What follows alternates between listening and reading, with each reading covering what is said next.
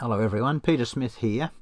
I was listening to the BBC News last night, unfortunately, the Biased Broadcasting Commission, and they had Sir David Attenborough on there. Now, I don't really like David Attenborough, but anyway, just a personal thing. And he was banging on about, he said, climate change is humanity's greatest threat in thousands of years.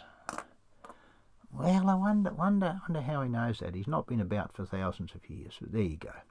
And then he's going on about the Paris Climate Agreement in 2015, and there's some meeting in Poland at the moment, COP24, and they're all predicting. I'm reading it off the website now, the BBC, and they've got a chimney with water vapour coming out of it.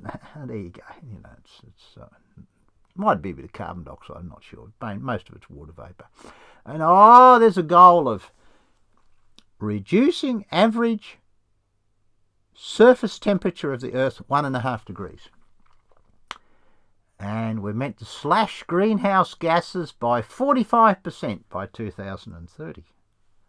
Think about that. About half. And there's what's 1.5 degrees. What would change? I haven't looked at that, but I'm sure it's all very catastrophic.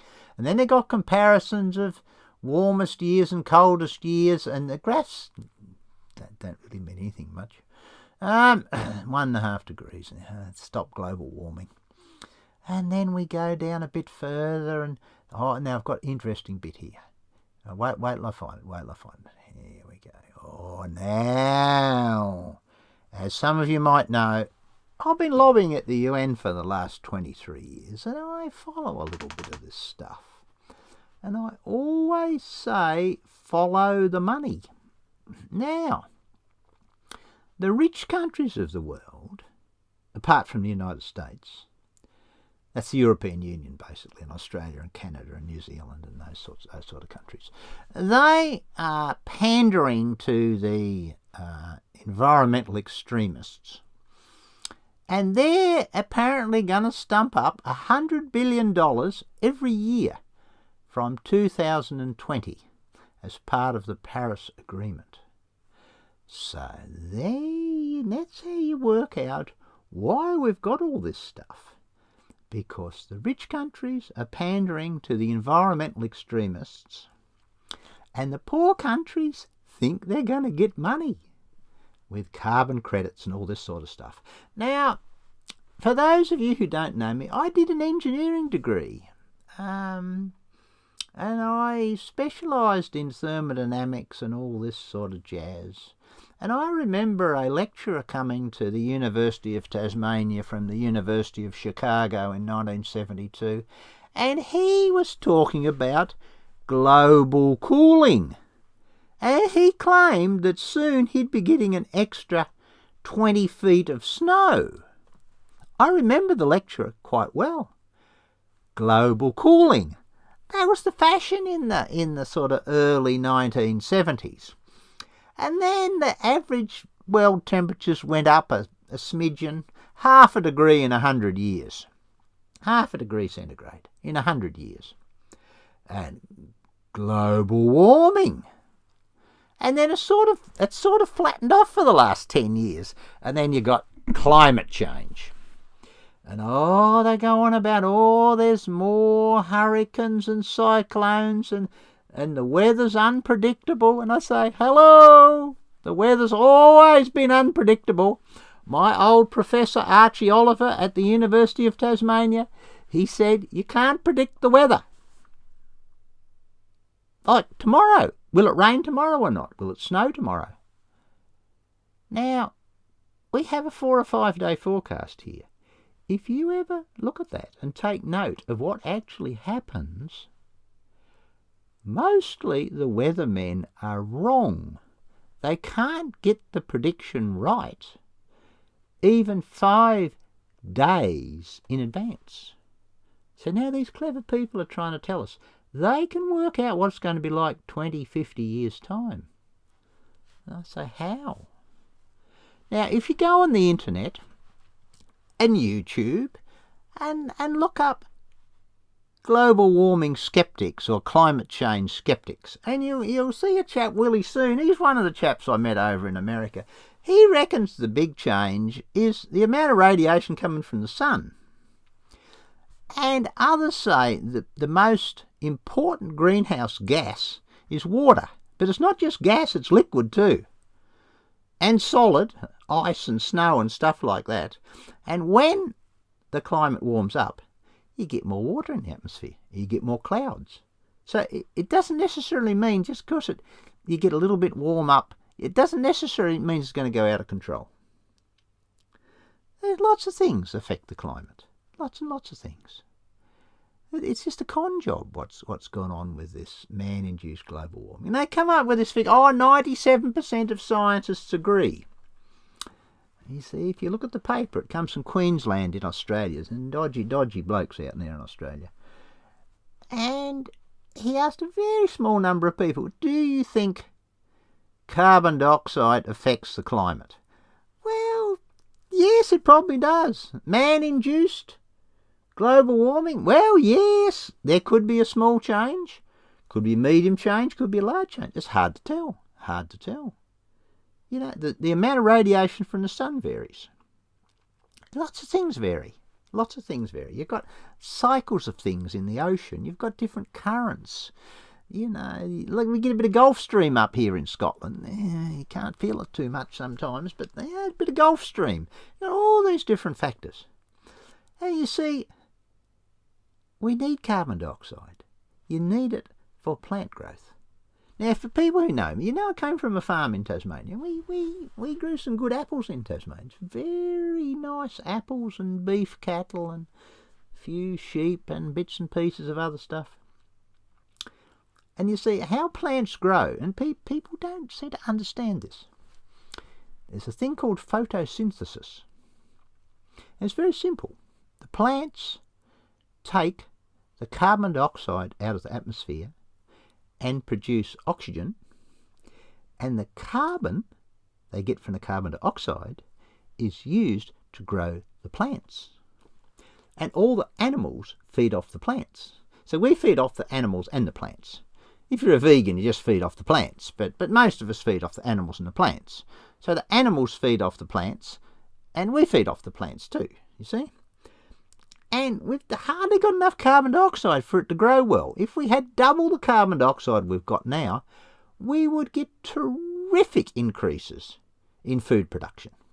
In fact, in some countries where they have hothouses with engines that heat them up, they run the exhaust into the hothouse to get the extra heat and the carbon dioxide.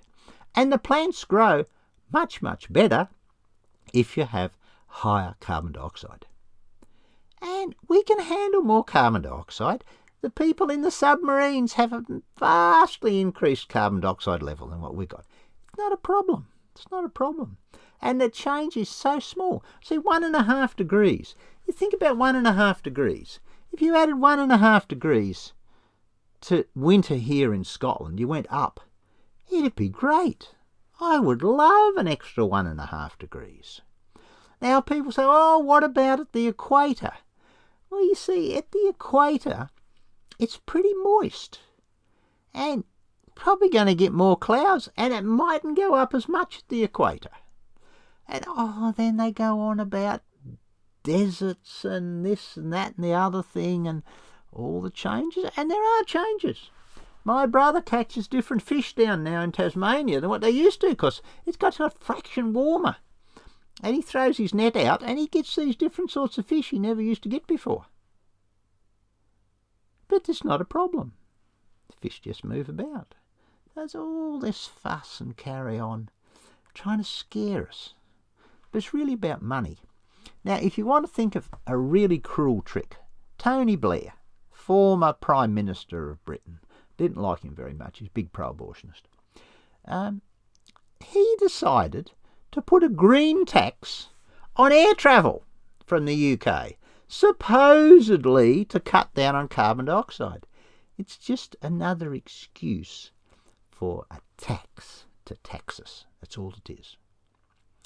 And places like the UN and the European Union, They love to have a big crisis. Oh, David Attenborough. Oh, it's just the end of the world and we're going to have all these extinct species. You see, when you get some of these people, I mean, I once got on a little tin pot FM radio station down at a Bible conference in Lincoln. And this chap put me on, and I make throwaway line at the end. I said, a couple of million poor people in, couple of million extra people in, but it wouldn't hurt a bit. And this chap got so upset, he wrote a letter to the organisers and said, why do you give this person, me, a soapbox to speak from? I said, well, I got the UN as a soapbox. I didn't need this little tin pot Bible conference. But anyway, I got the chap's email, and we emailed back and forwards a bit, and he's going on about all these extinctions. And I said, well, name me 5 species that went extinct in the last 10 years. And he fumbled about, and he got some, and one of them is a beauty. The King Island wallaby. Now, where's King Island? It's halfway between Tasmania and the mainland of Australia and Victoria. And the farmers there shot them all out or poisoned them, I'm not sure. It's a Bennett's wallaby. Now, same thing happened on Bruny Island where I grew up. I'm surprised they didn't have the Bruny Island wallaby extinct. But you see, someone let the wallabies back onto Bruny Island, the Bennett's wallabies, and now you got the Bruny Island wallaby back, but they had more sense up in King Island, and they kept them out. So you haven't got them eating all the grass and knocking the fences down and all that sort of stuff and getting into your vegetable garden. That's what happens when you got the wallabies running about all over the place, And there are all these disasters they talk about. And when you say, well, give me a few examples, they can hardly find anything, They talk about these thousands of species going extinct. And they're hard-pressed to name even 1 or 2. And normally it's just, there's not any more wallabies in this place, but exactly the same wallaby 50 miles away. It's like the capercaillie here in Scotland. They reintroduced the capercaillie. It's a big bird, a bit like a turkey. They've got them in Scandinavia. They're still there. So you can say, oh yes, the Scottish capercaillie's extinct, but they've got them in Norway.